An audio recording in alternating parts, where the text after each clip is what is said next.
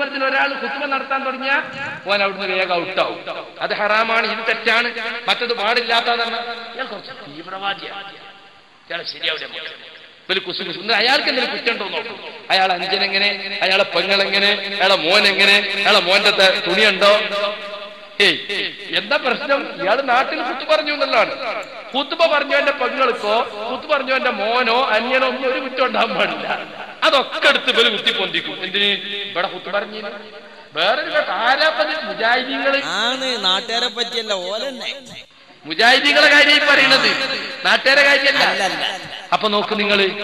എന്നിട്ട് എല്ലാവർക്കും പച്ചനെ പരലോകം ഇങ്ങനെ ഇടക്കിടക്ക് പറയാ, ഇങ്ങനെ പറയാ, ഇടക്കിടക്ക് കരിപ്പിച്ച, ഇടക്കിടക്ക് ചിരിപ്പിക്കുക. നാട്ടിൽ നടക്കുന്ന തെറ്റുകൾ, വൃത്തികേടുകൾ, മുജാഹിദ് മഹല്ലുകളിലെ ജീർണതകൾ പറയാൻ തുടങ്ങിയ അവനോട് ഖുതുബല്ല.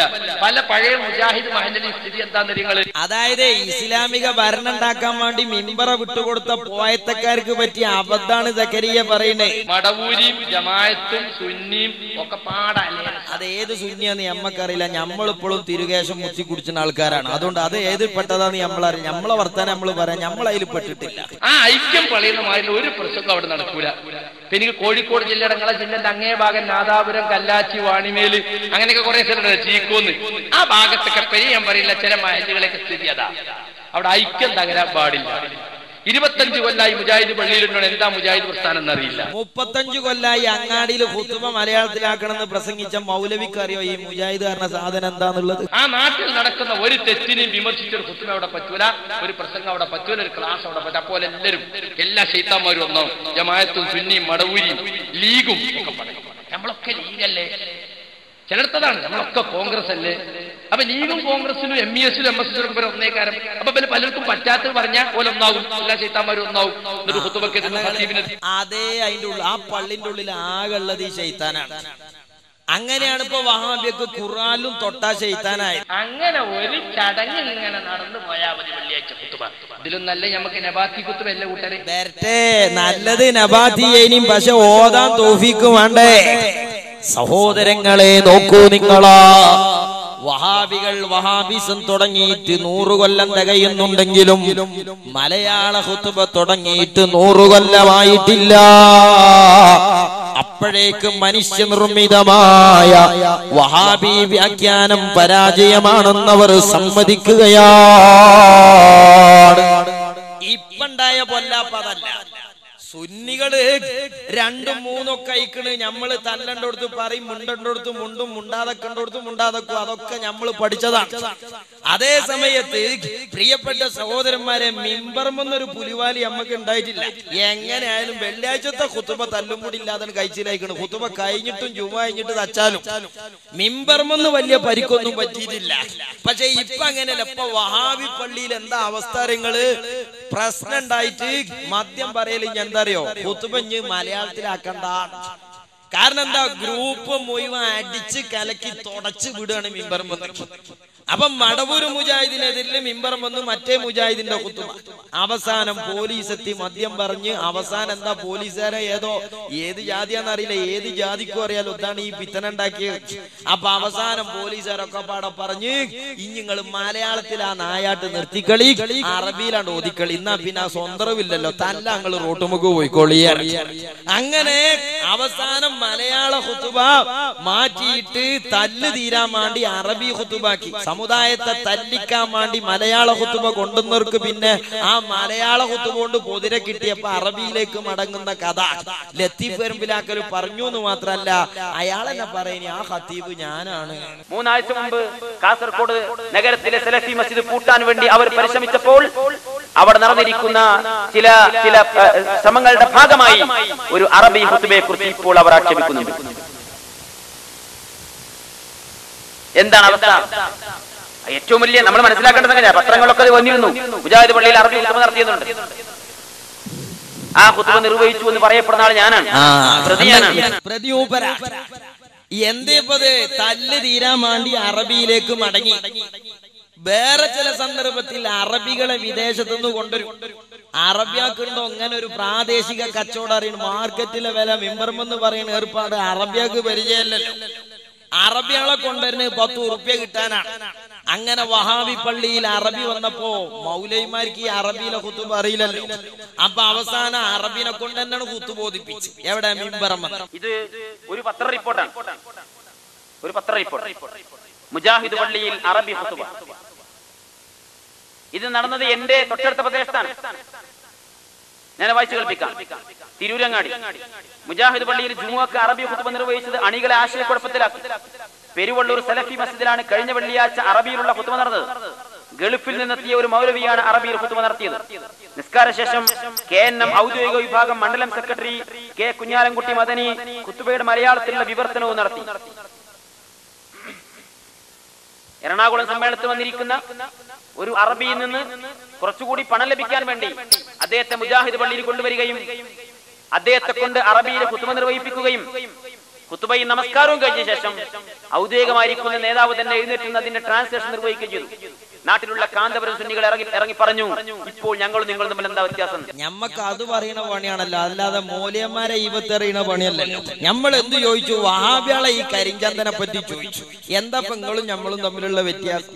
വഹാബികളെ, നിങ്ങളെ വഹാബീസത്തിന്റെ നൂറ്റാണ്ടേ നാട്ടുകാരോട് ഉറക്കെ പറയണ്ട. എന്താ അവര് പറഞ്ഞത്? അറബിയിലാണ് ഖുതുബ വേണ്ടത്, ആളുകൾക്ക് തിരിയണമെങ്കിൽ നിസ്കാരം കഴിഞ്ഞിട്ട് മലയാളത്തിൽ പറഞ്ഞുതരാം. ഇത് നടന്നത് കഴിഞ്ഞ വർഷമാണ്. കഴിഞ്ഞ വർഷം എറണാകുളം സമ്മേളനത്തിൽ വന്നിരിക്കുന്ന ഒരു അറബി. അപ്പോ സഹോദരന്മാരെ, 920-കൾക്ക് ശേഷം വഹാബിസം രംഗപ്രവേശനം ചെയ്യുകയും 940-കളിൽ ഈ സമുദായത്തെ ഭിന്നിപ്പിക്കാൻ അല്ലാഹുവിന്റെ ഹബീബിന്റെ പള്ളിയിൽ നിന്ന് ജുമുഅയും ഖുതുബയും കണ്ടു പഠിച്ച് പ്രാവർത്തികമാക്കി കടന്നു വന്ന മഹാരഥന്മാരായ സ്വഹാബയുണ്ടല്ലോ. ആ സ്വഹാബ ഇവിടെ പള്ളിയുണ്ടാക്കി ഖുതുബക്ക് അവർ ജീവിതത്തിലൂടെ വ്യാഖ്യാനം പഠിപ്പിച്ചു തന്നു.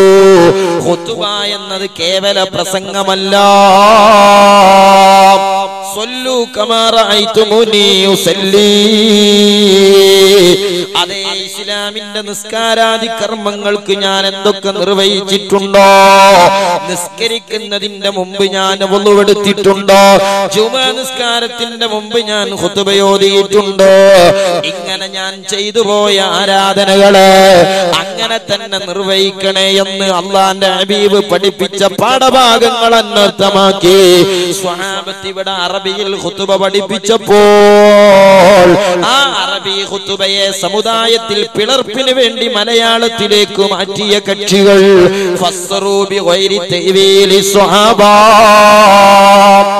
സിദ്ദീഖ് റളിയല്ലാഹു തആല അൻഹുവിന്റെ കാലത്ത് ഖുദ് മിൻ അംവാലിഹിം സദഖ എന്ന ആയത്ത് സ്വഹാബികൾ മനസ്സിലാക്കിയതിന് ഘടകവിരുദ്ധമായി മനസ്സിലാക്കുകയും വ്യാഖ്യാനിക്കുകയും ചെയ്തുകൊണ്ട് അതിന് ചില ജനങ്ങൾക്കിടയിൽ ഏറ്റവും കൂടുതൽ ഫിറ്റാകുന്ന കുറെ ന്യായം പറഞ്ഞു. ആ ന്യായമാണ് വെള്ളിയാഴ്ച മിമ്പറമെന്ന് മലയാളത്തിൽ പറയാത്തത് കൊണ്ട് ജനങ്ങളൊക്കെ കള്ളുടിയന്മാരാകുക. അതിൽപ്പെട്ട വേറൊരു വ്യാഖ്യാനമാണ് ജനങ്ങൾക്കൊന്നും ദീന് പഠിക്കണില്ല, ഈ 10 മിമ്പറമെന്നാണ് പറഞ്ഞാലേ വഹാബിയക്ക് തിരിയുള്ളൂ. അങ്ങനെ യഥാർത്ഥത്തിൽ ഇപ്പൊ വഹാബികൾ പറയാം അങ്ങനെ മിമ്പറ വിട്ടുകൊടുത്തിട്ട് ഒരു ഫലം ഉണ്ടായില്ല, പനി പോയത്താണ് അവിടെ നടക്കുന്നത്. സക്കരിയ സൊലായി എന്നെ പറയാണ് വഹാബിയാളെ ഖുർആൻ ക്ലാസ്സിനും അതുപോലെ വെള്ളിയാഴ്ച ഖുതുബ പ്രസംഗത്തിനും ഒക്കെ പോണ തള്ളക്ക് മൂപ്പര വാശിയാണ്. ആ തള്ളക്ക് ഇപ്പോഴും ഒരു സ്വർണ്ണമോതിരം ആണുങ്ങൾക്ക് ഇടാൻ പാടില്ല എന്നുള്ള മസാല അറിയില്ല.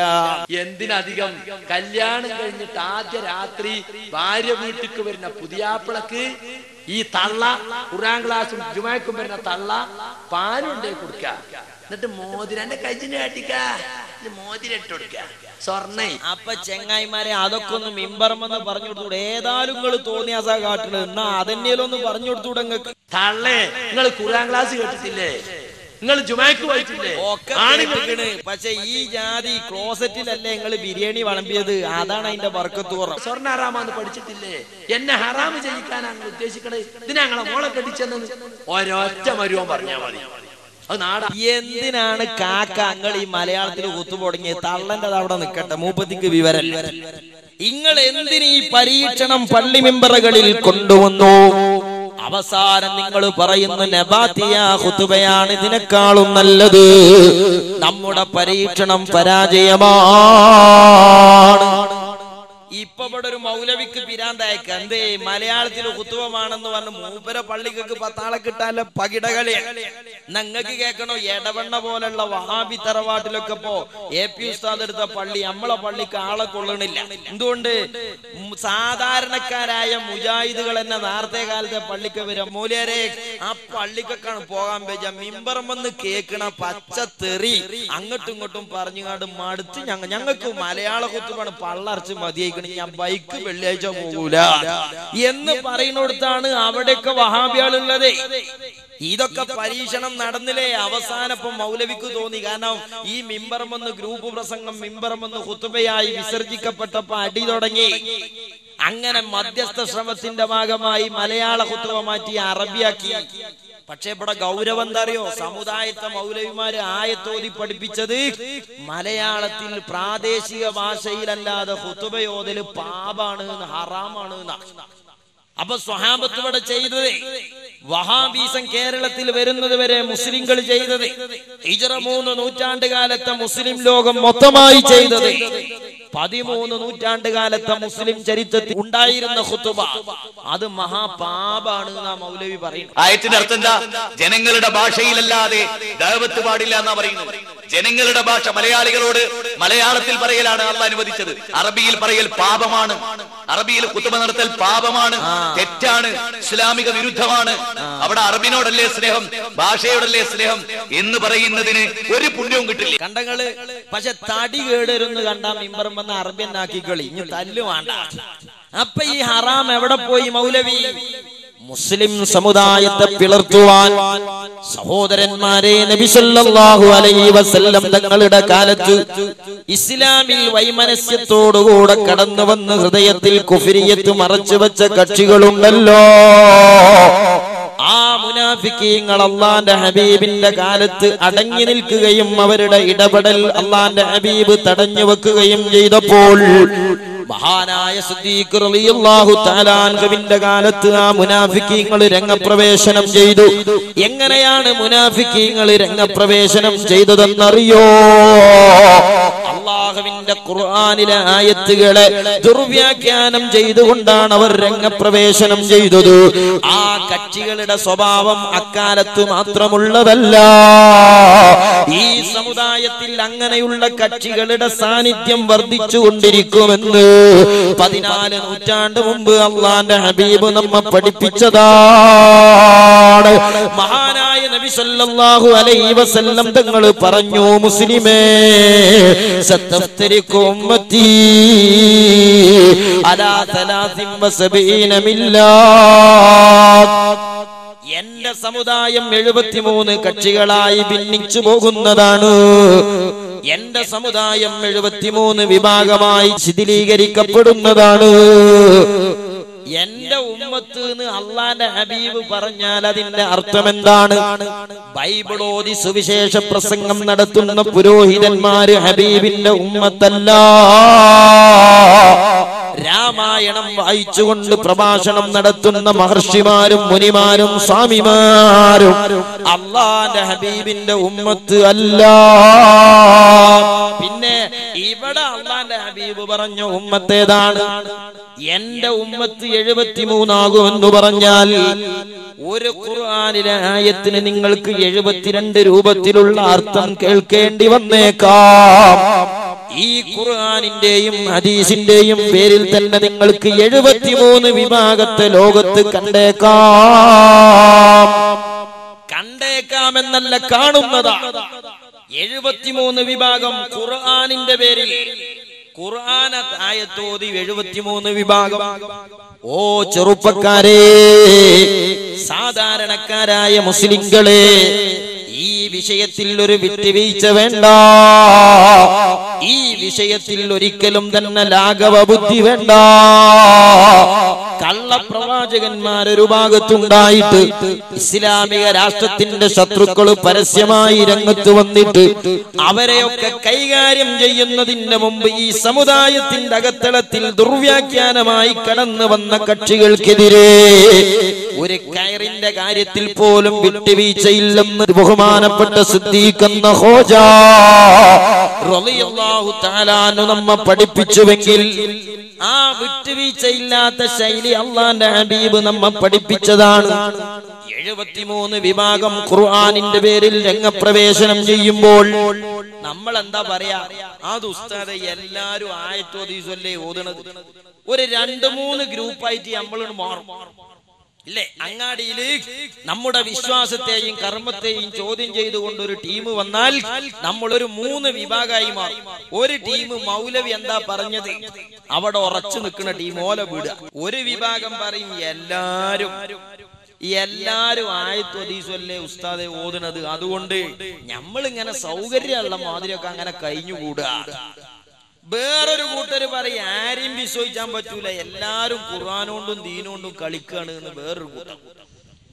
വേറൊരു കൂട്ടർ നമ്മളെ തബ്ലീഗ് ജമാഅത്തിനെ പോലെ അങ്ങനെ ഉണ്ടല്ലോ, പിന്നെ താടിക്ക് നീളം കൂടുമ്പോ തുണിക്ക് നീളം കുറയുന്ന ഒരു ടീം. അതാണ് ഞങ്ങളുടെ നാട്ടിലൊക്കെ തബ്ലീഗിന് പറയുന്ന അടയാളം എന്ന് പറഞ്ഞാൽ താടി വെക്കേണ്ട ഷർത്ത് ഓൽക്കില്ല, തുണി എടുക്കേണ്ട ഷർത്തും പറഞ്ഞൊന്നും അവരോട് പറയരുത്, നിക്കരിച്ച് എന്നെ നിക്കരിച്ച്. ഇങ്ങനെ കരാറടിസ്ഥാനത്തിൽ ദീന് കരാറെടുത്ത ഒരു കൂട്ടരുണ്ട്. ഇവരൊക്കെ പറയണ അത് കണ്ണോട്ടന്റെ വടിയോലെ കാദ്യാനി പള്ളിയാണെങ്കിലും ചേകന്നൂർ പള്ളിയാണെങ്കിലും വഹാബി പള്ളിയാണെങ്കിലും ഒക്കെ അങ്ങനെ കണ്ണോട്ടന്റെ പടിക്ക് ഒരു പ്രത്യേകിച്ച് ഒക്കുമൊന്നുമില്ല. മിമ്പർമലും അകത്തെ പള്ളിയിലും ബാത്റൂമിലും ഒക്കെ മൂപ്പർ അതന്നെയാ കുത്തിപ്പിടിക്കുക എന്നതുപോലെ എല്ലായിടത്തും കുത്തുന്ന ഒരു ശൈലി. അള്ളാഹുവിന്റെ ഹബീബ് അവിടെ വളരെ കൃത്യമായ നിലപാട് പഠിപ്പിക്കുകയാണ്.